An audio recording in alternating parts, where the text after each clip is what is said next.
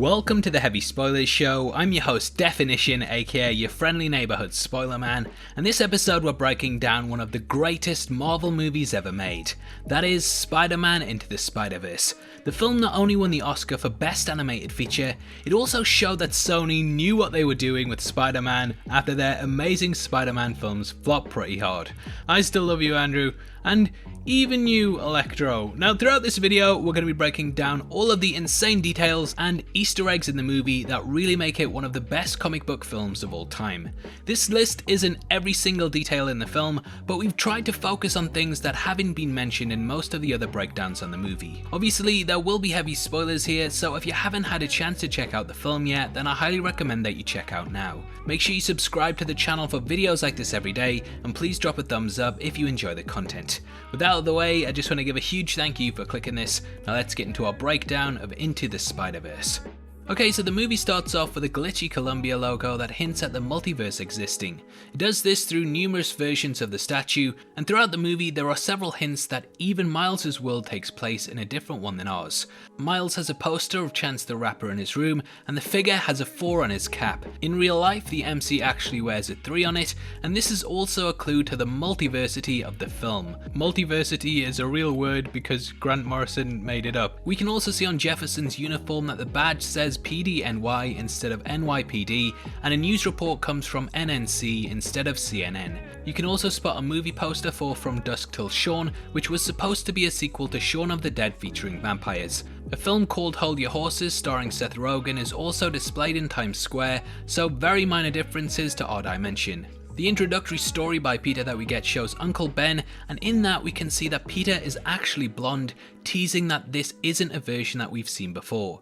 In amongst the title sequence we can see the spider that eventually bites Miles, and it has the number 42 written on it. We get a quick cut of a lottery ball which also has 42 on it, and this was actually Miles' winning number that allowed him to get into Brooklyn Vision's Academy. During the film, Miles falls off a building and hits a sign which then drops the numbers 4 and 2, and when riding on the bus with Peter later in the film, we can also see that the maximum occupancy is 42. The number 42 also appears at the subway station just after Peter's death is announced. It's clearly laced throughout the movie, and according to Vitamin5 on Reddit, this is to symbolise the character being the first African American version of Spider-Man. 42 was Jackie Robinson's number, and he was the first black professional baseball player. So yeah, lots of things going on, and let me know in the comments below if you noticed a 42 that we didn't. We see that the Spider-Man has lived through many moments similar to what we saw in the Maguire movies, including the train pulling, a switch on kissing Mary Jane upside down, he punched a car as well, and also did the best dance moves ever in a movie ever. I'm looking at you, Dirty Dancing. There's also a nod to the Holland universe in which he holds 2 buses from falling over the Brooklyn Bridge, which apes the MCU webhead pulling the ferry back together. Peter's name badge is also nice and crisp, almost seeming new, and this completely juxtaposes Peter B. Parker's badge later in the movie, which is crumpled and messy, symbolising his style compared to the first one that we meet. Spider-Man swings through the city, and at one point 7 birds fly by him as he says there's only one Spider-Man. These 7 birds actually represent the 7 versions of the character that appear in the movie, and it shows that Peter was wrong.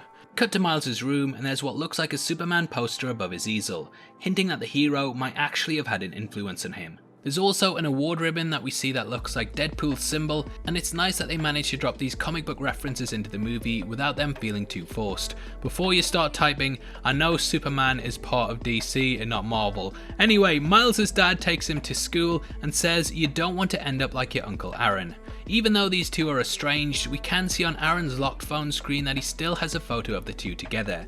Later we see that Jefferson also has one of the pair, showing that the two still care about each other even if they don't talk. You can also see Gwen crossing the road behind Jefferson, and this is the first time that we actually see the character.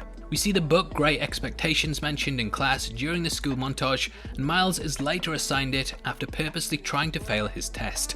This motif carries throughout the film, with Miles trying to live up to the great expectations that have been set for him. His graffiti tag is also expectations, and if with great power comes great responsibility for Peter, then with great power comes great expectations for Miles. I try not to force that one. Anyway, we see a lesson in which Dr. Olivia Octavius talks about the multiverse.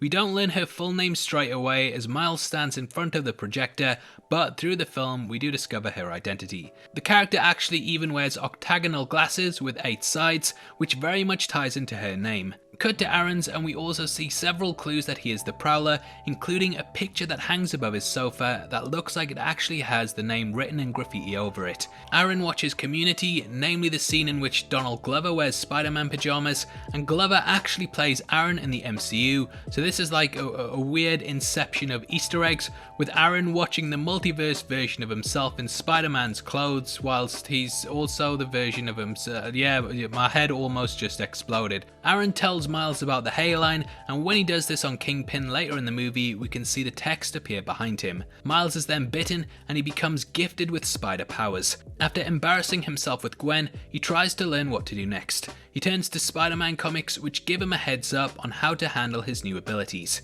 I always kind of wondered why Spider-Man gave away his identity in this and then continued to wear a mask, but I guess I'm as stupid as I look, because if you zoom in on the cover, you can see that he says his name is Billy Barker to hide his true identity. Billy Barker, yeah, no one's gonna figure it out. Miles calls Aaron, but it goes to voicemail, and we hear that he's out of town. With hindsight, we know that he was actually working for the Kingpin, and when Miles goes to the subway station, we do see what looks like Aaron from behind, hinting that he was just lying. We also see that Miles has a contact called B. Bendis, which is a nod to Brian Michael Bendis, who was the creator of the character. Miles then comes across Spider-Man and the Green Goblin duking it out. We can actually see that Miles' spider sense initially is green and purple before it changes to blue and red. Aaron's colours are actually green and purple, but the fact that Miles changes shows that he's no longer going to be led potentially to a life of crime by his uncle, and he will instead follow in the footsteps of Peter. Peter climbs the switch using a special set of moves, and he manages to get up top by holding onto the cylinders of the Super Collider.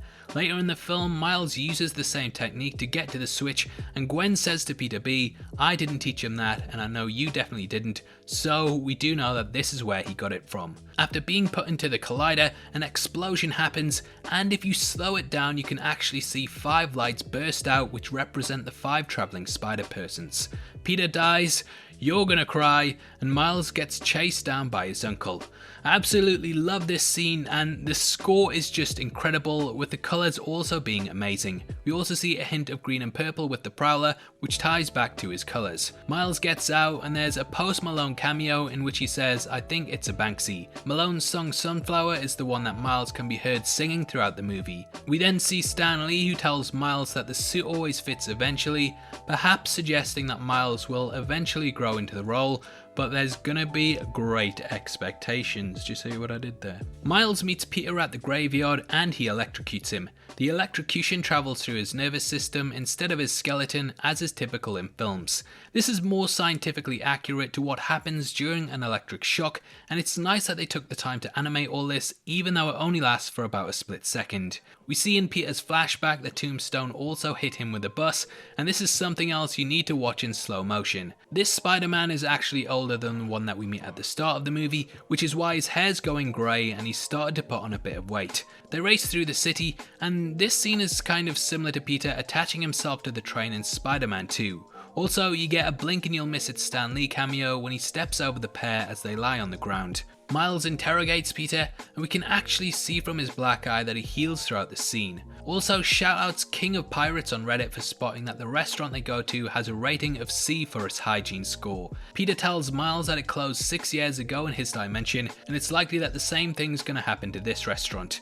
The pair reach the Alchemax, and we get a bit where Peter plans it out. We actually see a comic book accurate version of Doc Ock in front of this universe's female one, and this makes Peter re-examine his personal biases. We also see one of Doc's tentacles on a desk before she sprouts the arms, and this is a little clue as to who the villain really is. I also tried pausing her desktop to see if there were any cool little Easter eggs on there, but unfortunately it was all just stuff like dinner party and student results. There was one file called Ock Notes and Secret Plans, but other than that and a Fantasy League one, not too many. Doc Ock introduces herself as Dr. Olivia Octavius, and she says that her friends call her Liv.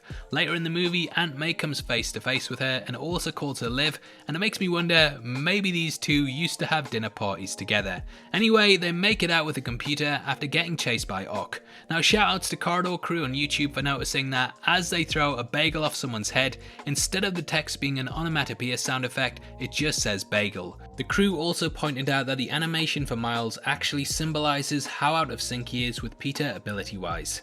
Miles initially has half of the frames cut out of his swinging animation, so he looks less smooth. By the end of the film though, he has all of the frames in his moves, so it subtly shows that he's more accomplished and that he's lived up to the great expectations.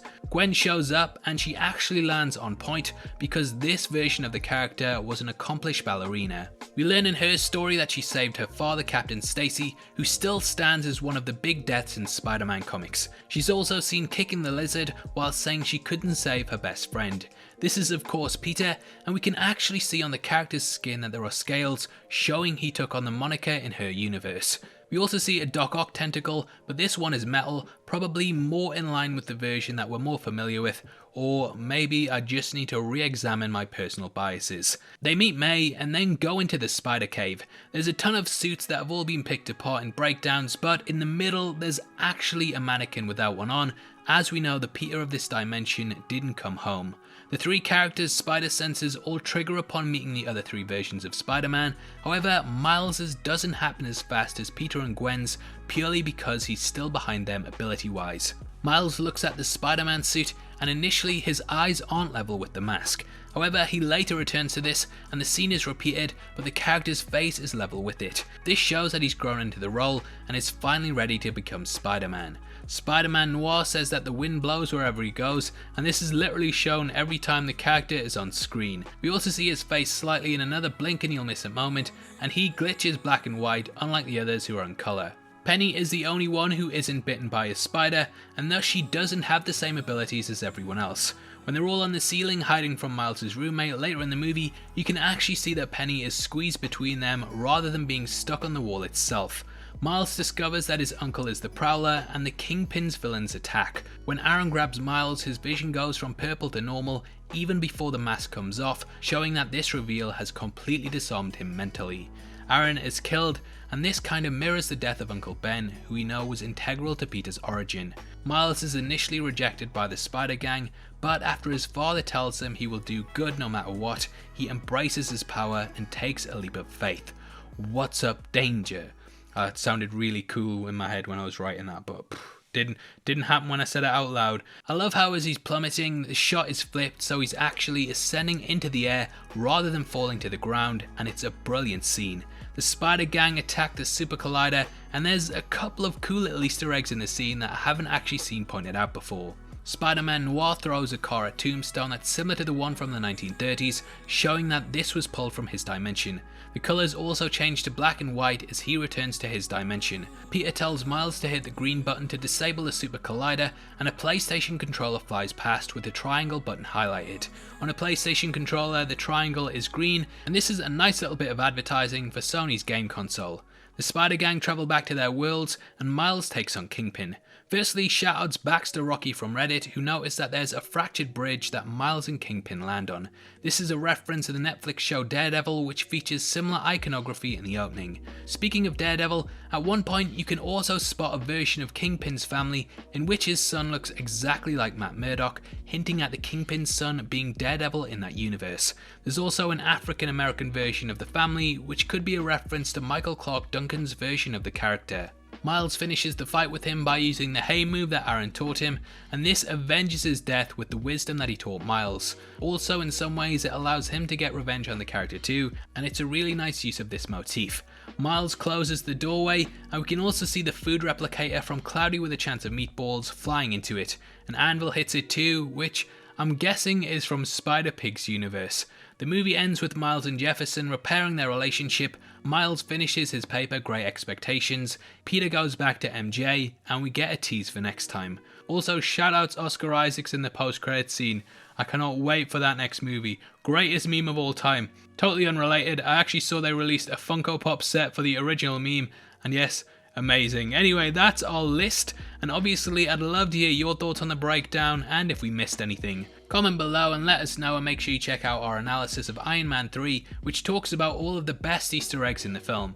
It's one of our greatest videos ever, so I definitely recommend that you give it a watch after this. If you want to support the channel from as little as 99 cents a month, then please click the join button below. We massively appreciate it, and as a thank you get access to content early. If you want to come chat to us after the show, either follow us at Heavy Spoilers or click the Discord link in the description below. Every month we give away free movies to people that subscribe to the channel, and this month you can win the Marvel Phase 3 Part 2 box set, and all you have to do is comment on a video and make sure you subscribe with notifications on. The more videos you comment on, the more you have a chance of winning, so make sure you get involved. The winner is going to be chosen at random on the 15th of June, and the set will be shipped out from then to whoever gets the prize, so best of luck to everyone who takes part. This is a channel for people who are super into superheroes, so if that's the kind of thing you like, hit subscribe. Thank you for taking the time to watch this. I've been Definition, you've been the best, and I'll see you next time. Take care, peace.